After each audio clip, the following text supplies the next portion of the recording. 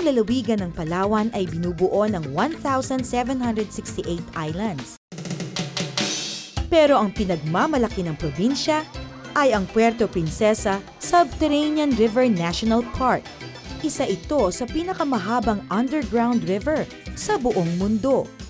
Sa isang katulad ko noon na biktima ng pananakit at pambubugbog ng mga otoridad, so doon na nagsimula talaga na yung galit ko, na gusto ko na hanapin lahat, patayin yung mga nanakit sa akin. Dito rin matutunghayan ang inaabangang iwahig dancing inmates. Kunting mga pagkakamali namin ay mas matindi yung aming nararamdaman na pagpamaltrato sa kanya. Pag lumaki lang ako, yari ka talaga sa akin. Kung kagandahan lang din ang pag-uusapan, hindi maaaring hindi mapabilang sa listahan ang Palawan. Palo Alto is, the name is, Palo is wood and Alto is tall, so tall wood. Pag sigaw niyang buaya, nakuratan din ako, nakalundag ako sa gitna ng sapa. Nakasigaw ako, sabi ko, Panginoon, tulong! Jesus name, sabi ko.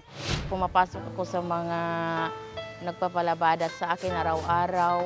Kahit sumusugat na yung kamay ko, tinitiis ko lang. Nung panahon na yun, nung umuwi ako, talagang naamuyan niya ako na nagbibisyo.